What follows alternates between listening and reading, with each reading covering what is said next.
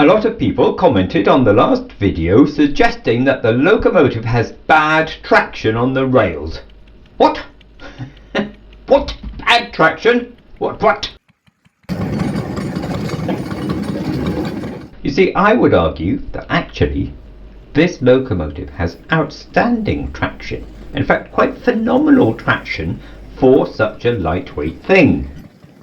It mashes its way through tall grass and nettles and docks and rushes and briars. And it climbed up a 1 in 8 incline and pulled 2 bogies and 3 people up the other much longer incline. Now come on, that's really pretty good going and close to all that I needed to do.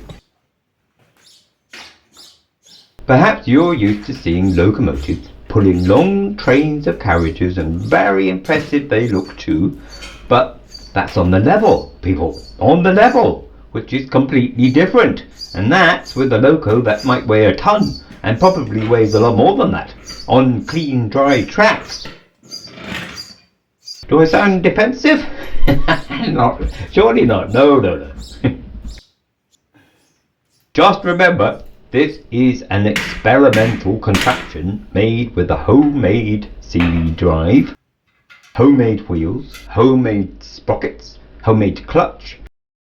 It's built around an engine that has half the power of a lawnmower, and that engine was made in 1963, and it's running on the cheapest, crudest rails ever made. It's a wonder it goes along at all, but in fact it goes quite well. And it's getting better all the time. Now, of course, there are limits to what this can do, as there are limits for everything, and it may still fail to do what I need it to do, but let's not miss what it can do, okay? Right then, rant over, for now. I'm making a box for the front end, as you can guess, or is it the back end? Either way, it will hold some weight to keep pressure on the wheels at that end, which is quite normal apparently in locomotives and tractors and forklift truck things. Now I don't know how much weight I will need or how much it can take, so I'm just making the box to fit the frame and using pallet wood for the floor. I'm including a hitch, one with multiple levels but with just one pin. There could be quite a lot of pressure on the hitch, so I added braces, but I thought I'd echo the curve of the wheels in the design while I'm at it.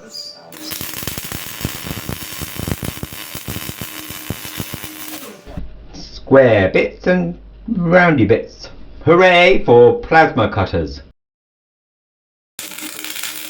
This is some sort of ultra-light industrial locomotive, I suppose, so I thought I don't need to try and make it look too smart, so I'm continuing the pallet wood theme for the rest of the box, and there'll be some at the other end as well. Cheap and cheerful and fast, but plenty strong enough, I think.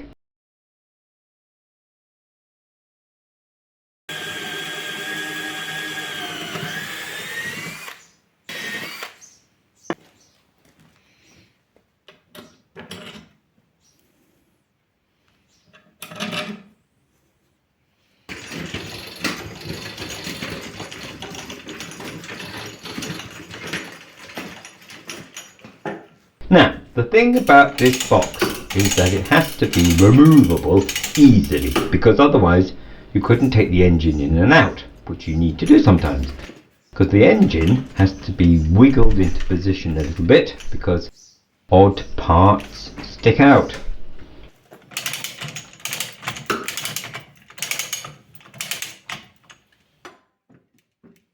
Notably, the pulley and flywheel need to go under the frame before they can be manoeuvred forwards and into position.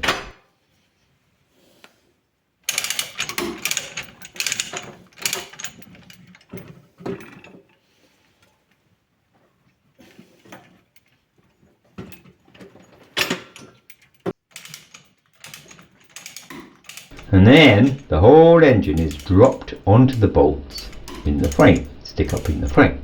It's very simple really, but I need to be able to swing the engine about a bit.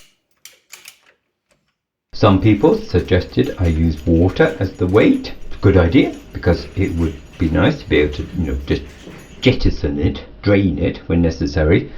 But I don't have a suitable container, so I'm using this stuff. It's the dross and offcuts from under the plasma cutter table.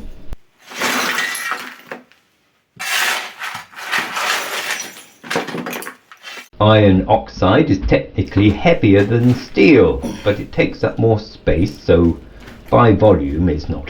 But it's still really heavy.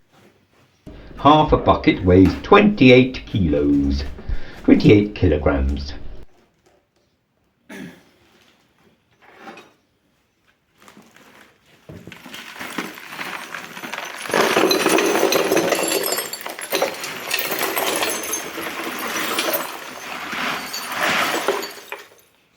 I think about 50 kilograms went in altogether, plus the weight of the hitch and other parts probably makes 60, which is getting on for the weight of an Ashley, I guess. I must ask him. There's room for more, but let's see how we do with this first. The idea is that I can scoop it out if necessary, and even pop up the floorboards to empty it completely.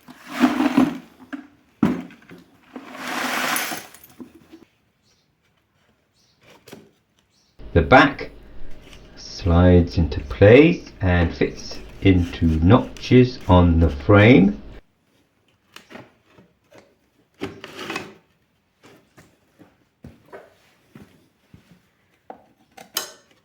And then just 2 bolts hold the whole thing together and secure it in place. Maybe I need wing nuts.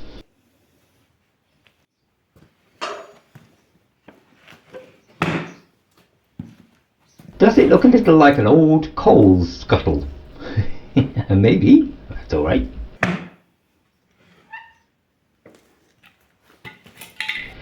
I made a false bottom for it, so I could use it as a toolbox. Always handy. What fun looking for things to go in it, but we're not ready for that, Tim. No, no, no. We're still experimenting. Will this added weight be enough to pull a full load up the hill? And will the CVT hold out while that's going on? And will the engine have enough oomph? These are the real important questions that still remain unanswered.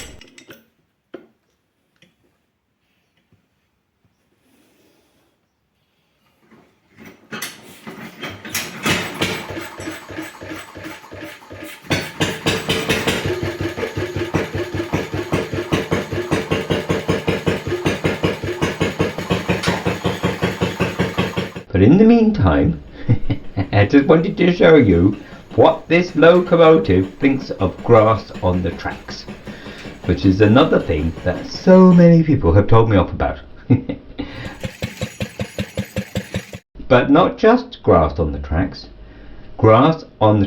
uphill.